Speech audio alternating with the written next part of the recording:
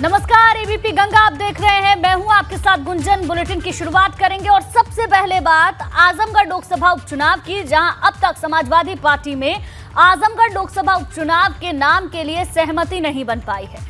सोमवार को नामांकन का आखिरी दिन है, लेकिन समाजवादी पार्टी की तरफ से आजमगढ़ लोकसभा उपचुनाव में किसे उतारा जाए, इस पर अखिलेश यादव अब तक फैसला नहीं ले पाए हैं। कल ही सपा प्रत्याशी के तौर पर सुशील आनंद का नाम सामने आया था, लेकिन आज पूर्व मंत्री वसीम अहमद की पत्नी शमा परवीन के आजमगढ़ से चुनाव लड़ने की चर्चाएं उठने लगी।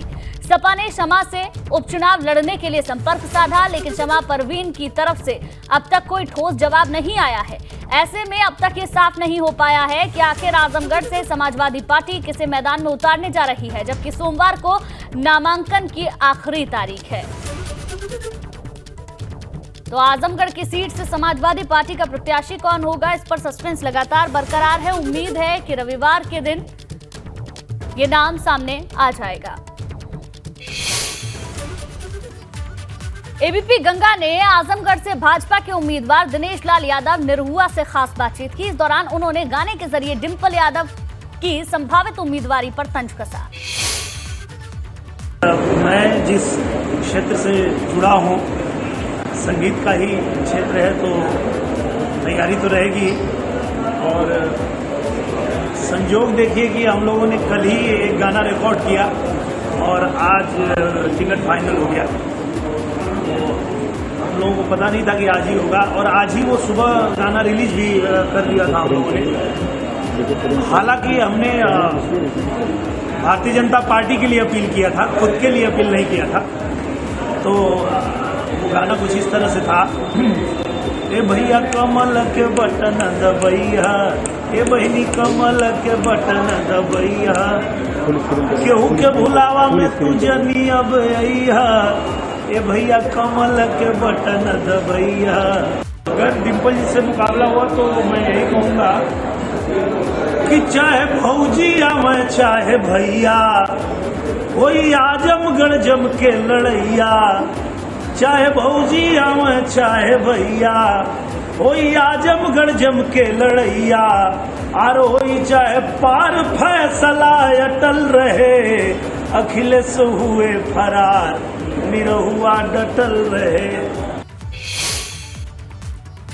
वहीं लखनऊ में सपा मुख्यालय में अखिलेश यादव ने बड़ी बैठक की। 2022 में प्रत्याशियों के हार के कारणों की इस बैठक में समीक्षा हुई। बैठक के दौरान अखिलेश ने सबकी गोपनीय रिपोर्ट देखी, साथ ही पार्टी में भीतरघात करने वालों को भी रिपोर्ट ली गई। इसके अलावा लोकसभा चुनाव 2024 की तैयारियों पर भी मंथन हुआ। तो बड़ी बैठक हुई।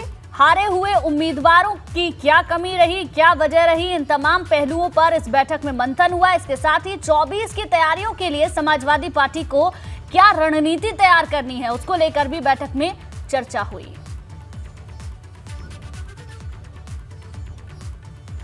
समाजवादी पार्टी के राष्ट्रीय अध्यक्ष अखिलेश यादव ने आज बैठक बुलाई थी। बैठक उन उम्मीदवारों को लेकर थी जो चुनाव में कुछ वोटों से हार गए। तमाम सारे ऐसे विधायक हमें नज़र आ रहे हैं।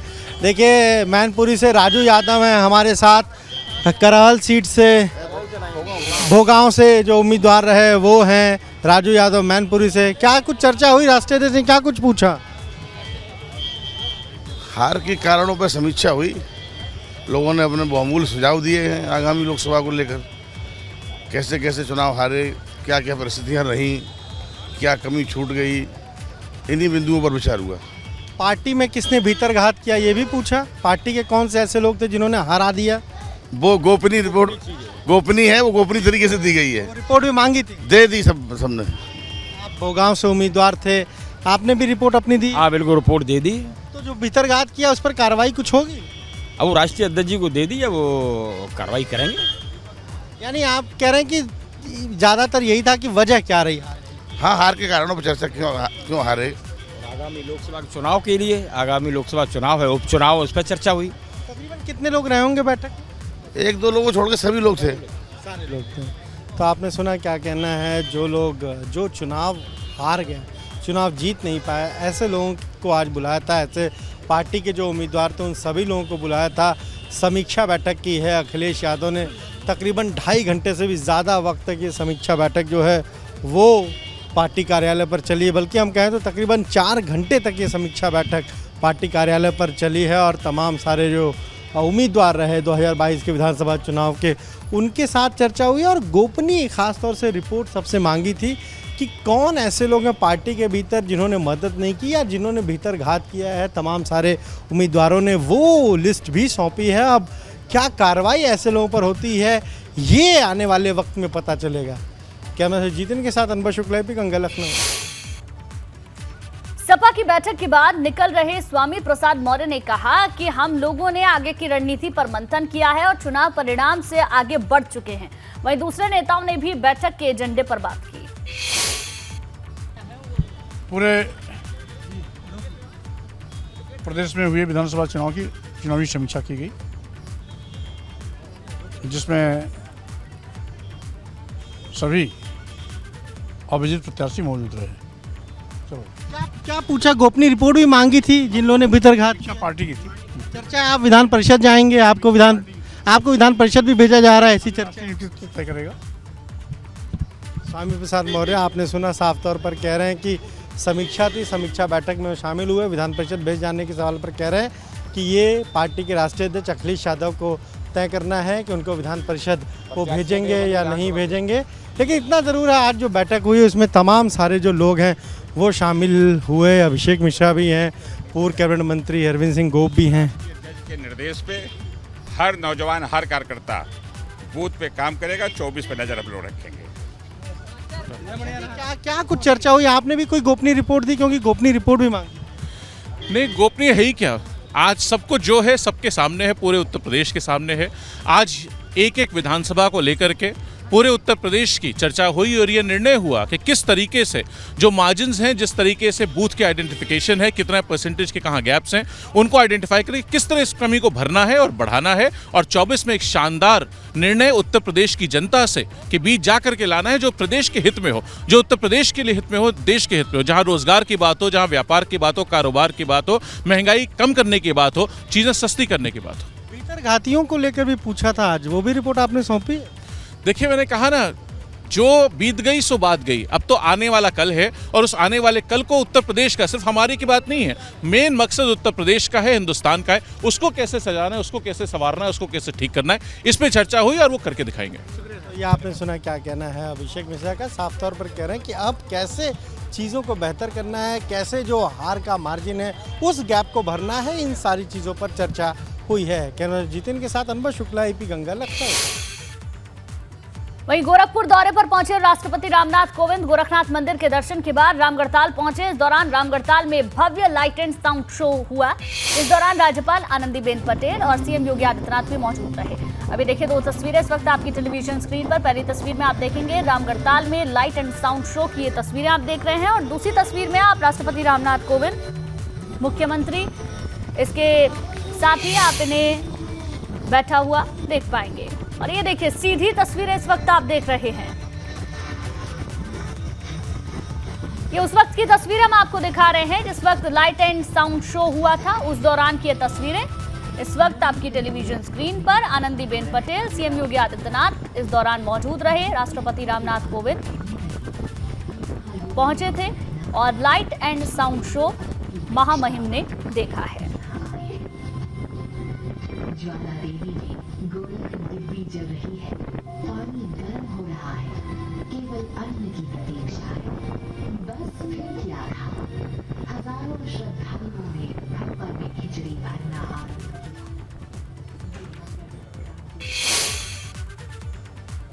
आगे बढ़ते हैं। गोरखपुर में आज गीता प्रेस के शताब्दी वर्ष समारोह में शामिल होने के बाद राष्ट्रपति रामनाथ कोविंद और मुख्यमंत्री योगी आदित्यनाथ गोरखनाथ मंदिर भी पहुंचे, जहां महामहिम ने गोरखनाथ मंदिर में पूजा अर्चना की। देखिए, राष्ट्रपति रामनाथ कोविंद जब पहुंचे, मुख्यमंत्री उनके साथ में मौजूद थे। इसके साथ साथ राष्ट्रपति रामनाथ कोविंद की पत्नी उनके साथ में थी, राज्यपाल आनंदीबेन पटेल, जिन्होंने गोरखनाथ मंदिर में पूजा अर्चना की और उसके बाद लाइट एंड साउंड शो देखने के लिए रवाना हुए। राष्ट्रपति रामनाथ कोविंद कल संत कबीरनगर दौरे पर रहेंगे, जिसको लेकर प्रशासन ने अपनी सभी तैयारियां लगभग मुकम्मल कर ली हैं। आपको बता दें कि राष्ट्रपति रामनाथ कोविंद कल सुबह 9:30 बजे कबीर परिनिर्वाण स्थली महनगढ़ पहुंचेंगे, जहां पर वो सबसे पहले संत कबीर की समाधि पर माथा टेकने के साथ मजार पर चादर भी चढ़ाएंगे। कबीर समाधि स्थल पर ही राष्ट्रपति रामनाथ कोविंद का एक ग्रुप फोटो भी होगा। ग्रुप फोटो के बाद वो कबीर समाधि स्थल पर वृक्षारोपण करेंगे। इसके बाद राष्ट्रपति रामनाथ कोविंद कबीर परिनिर्वाण स्थली में बने ऑडिटोरियम हॉल में पहुंचेंगे, जहां वो कबीर एकेडमी में हो रहे कार्यों का लोकार्पण करेंगे। आपको बता दें, राष्ट्रपति रामनाथ कोविंद के साथ राज्यपाल और मुख्यमंत्री योगी आदित्यनाथ भी मौजूद रहेंगे। राष्ट्रपति के आगमन से पूर्व प्रशासन ने सुरक्षा समेत तमाम तैयारियां पूरी कर ली हैं। तैयारियां हमारी पूरी हैं। 9:30 बजे प्रातः उनकी लैंडिंग है। लैंडिंग के बाद उनको कबीरदास जी के समाधि स्थल पर आना है, वहाँ नमन करेंगे। उसके बाद मज़ार पर, और मज़ार के बाद एक ग्रुप फोटोग्राफी का कार्यक्रम है, वहीं मंदिर परिसर में ही ग्रुप फोटोग्राफी। उसके बाद उसी के पास में वृक्षारोपण का कार्यक्रम है। हापुड़ के धौलाना यूपीएसआईडीसी क्षेत्र में एक केमिकल फैक्ट्री में बॉयलर फट गया। हादसे में 12 मजदूरों की मौत हो गई, जिसमें 17 लोग की हालत गंभीर बताई जा रही है। सभी घायलों का इलाज गाजियाबाद के जिला अस्पताल में जारी है। फैक्ट्री का नाम कृष्णा ऑर्गेनिक कंपनी है। सीएम योगी आदित्यनाथ ने इस हादसे पर शोक जताया और अधिकारियों को तुरंत राहत बचाव का कार्य करने के निर्देश दिए।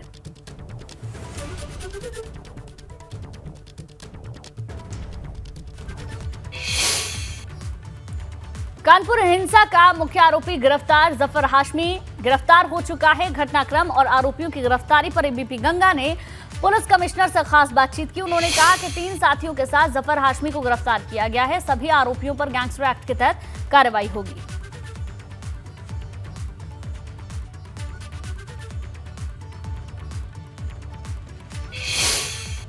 कानपुर उपद्रव के 24 घंटे के भीतर पुलिस ने खुलासा करते हुए पूरे मामले में मुख्य आरोपी जफर को गिरफ्तार कर लिया है। हमारे साथ कानपुर के कमिश्नर मीना साहब हैं। मीना साहब, बताइए कैसे गिरफ्तारी हुई, कहाँ हुई?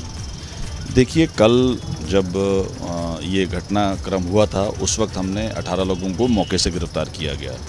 जब इनसे पूछताछ हुई, बात हुई, तो जफर हाशमी का नाम आया। तो हमको वहीं से इनके बीच से लोकल इंटेलिजेंस प्राप्त हुई कि ये शायद संभवतः लखनऊ चला गया है। तो इन्हीं लोगों की सूचना के माध्यम से हमने पुलिस टीम लखनऊ भेजी और आज हमको सफलता मिली जब इसके 3 साथियों के साथ गिरफ्तार किया गया। हम लोगों ने इसके 6 मोबाइल जब्त किए हैं जो इन लोगों से, और हम उसकी एनालिसिस कर रहे हैं।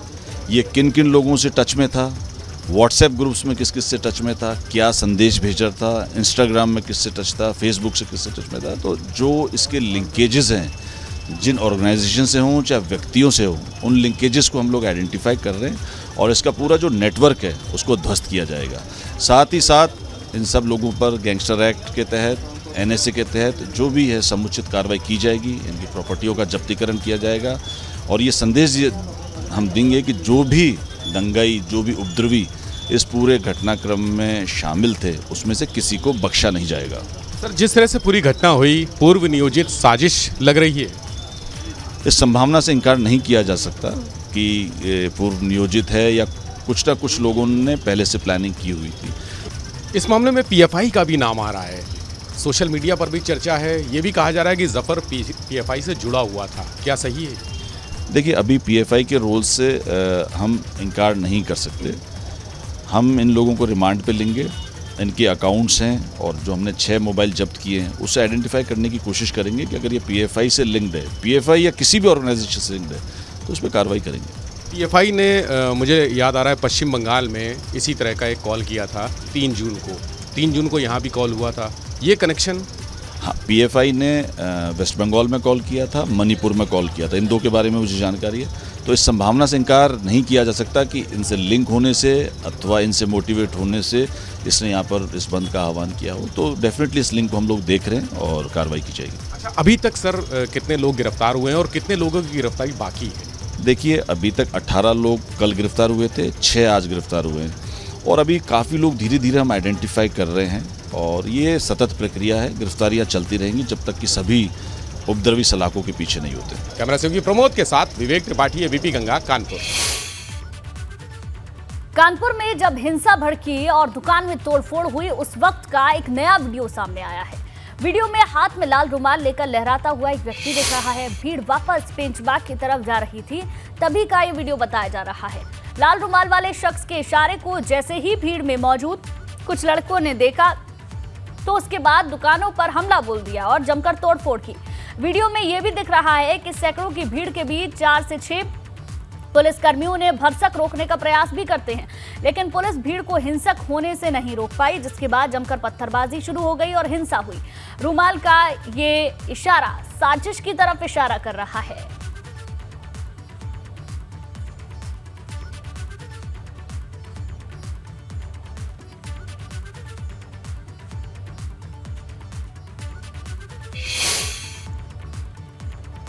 दरअसल जफर हयात हाशमी ने 5 जून को प्रदर्शन का आयोजन किया था और इसके लिए वो गली गली पोस्टर लगाकर लोगों को उकसा रहा था। ऐसे में सवाल उठता है कि आखिर क्यों 5 जून की जगह 3 जून को प्रदर्शन किया गया, जो दंगे में तब्दील हो गया। इस बात की पुष्टि खुद जफर हयात हाशमी ने की थी। 3 तारीख को हमारा खामोश एहतजाज दुकानों की बंदी का था, कारोबार की बंदी का था। 3 तारीख को शहर कानपुर में इंतजामिया और व्यस्त है, क्योंकि हमारे यहाँ प्रधानमंत्री हैं, हमारे यहाँ देश के महामहिम राष्ट्रपति हैं, राज्यपाल हैं और वीआईपी ड्यूटी होने के नाते इंतजामिया ने यह हमसे गुजारिश की है कि लिहाजा 3 तारीख के प्रोग्राम को मुलतवी कर दिया जाए और 5 तारीख की जो आपकी कॉल है उसको हम पुरअमन तौर से आपके पूर्ण रूप से सहयोग करके उस कार्यक्रम को आपका कराने का काम करेंगे। हमने उस पर उनकी बातों पर यकीन दहानी करते हुए ये ऐलान करते हैं हम कि आगामी 5 जून को इंशाअल्लाह सुबह 11:30 बजे तमाम गुलामाने मुस्तफा, तमाम आशिकाने रसूल अपने आप को गिरफ्तार कराने के लिए जेल भरो आंदोलन का हिस्सा बनेंगे। वाराणसी में 7 मार्च 2006 में हुए सीरियल बम धमाकों के मामले में आज अदालत का फैसला आ गया, जब गाजियाबाद जिला कोर्ट ने धमाकों के मुख्य आरोपी वलीउल्लाह को दोषी करार दिया। वलीउल्लाह पर वाराणसी में सीरियल आतंकी धमाके करवाने का आरोप था और 16 साल तक चले इस मामले में आखिरकार कोर्ट ने वलीउल्लाह को धमाकों का दोषी पाया। अब 6 जून सोमवार को गाजियाबाद जिला कोर्ट के जज जितेंद्र कुमार सिन्हा वलीउल्लाह की सजा का ऐलान करेंगे। इस मामले में कोर्ट ने 42 गवाहों के बयान के बाद आरोपी वलीउल्लाह को दोषी पाया और कोर्ट ने माना कि संकट मोचन मंदिर और कैंट रेलवे स्टेशन वाराणसी पर धमाके की साजिश रचने में वलीउल्लाह का ही हाथ था। वाराणसी के जिस सीरियल ब्लास्ट मामले में आज वलीउल्लाह को दोषी पाया गया है, वो 16 साल पहले हुई थी, जब वाराणसी के प्रसिद्ध संकट मोचन मंदिर और वाराणसी कैंट स्टेशन के यात्री हॉल में जोरदार धमाके हुए थे। कैंट स्टेशन परिसर में हुए धमाके में 11 लोगों की दर्दनाक मौत हो गई थी, जबकि 20 लोग गंभीर रूप से घायल हुए। जबकि संकट मोचन मंदिर के अंदर हुए धमाकों में 7 लोगों की जान चली गई थी और कई लोग गंभीर रूप से घायल हुए थे। इसी आतंकी घटना के बाद संकट मोचन मंदिर में अभूतपूर्व सुरक्षा व्यवस्था भी कर दी गई थी और आज भी संकट मोचन मंदिर की सुरक्षा व्यवस्था चाक चौबंद है। बगैर सुरक्षा जांच के कोई भी मंदिर परिसर में प्रवेश नहीं कर सकता है। खबरों में आगे बढ़ेंगे। हरिद्वार में पुलिस कर्मियों पर हुए हमले के मामले में 5 आरोपियों को गिरफ्तार कर लिया है। 26 मई को गैस प्लांट चौकी क्षेत्र में गश्त के दौरान 2 पुलिसकर्मियों पर हमला कर दिया गया। पुलिस का कहना है कि ये सभी एक गैंग के सदस्य हैं, जो अब तक कई आपराधिक वारदातों में शामिल हो चुके हैं। लोग गिरफ्तार हुए हैं। ये जो 26 तारीख को एक पुलिस कांस्टेबल पे हमला हुआ था गिरफ्तार करने के दौरान, उससे जुड़े हुए थे और इनसे 6 घटनाओं का और खुलासा हुआ है। टोटल अभी तक हमने 5 अभियुक्त पकड़े हैं, जिनसे करीब 25 लाख के माल की बरामदगी हुई है।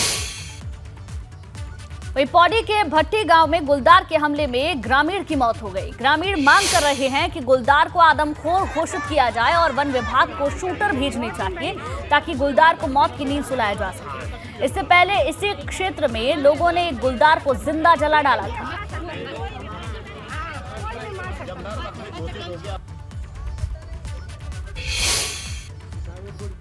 उधर मानसून सीजन को लेकर हल्द्वानी में कुमाऊं कमिश्नर दीपक रावत ने अधिकारियों के साथ बैठक की। इस दौरान कुमाऊं कमिश्नर ने वीडियो कॉन्फ्रेंसिंग के जरिए जिले के अधिकारियों के साथ बैठक की।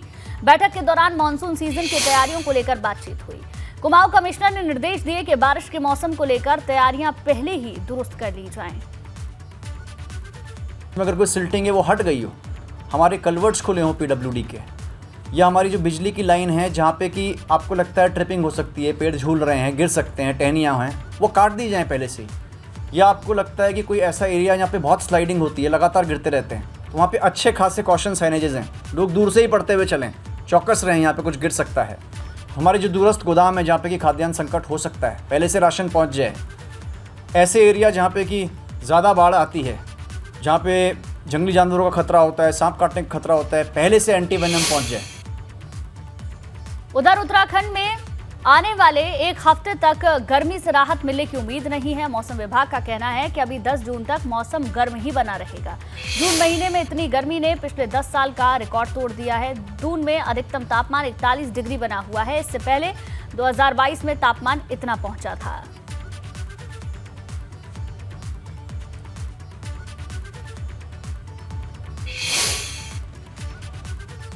और चलिए इसी के साथ बुलेटिन में फिलहाल बस इतना ही।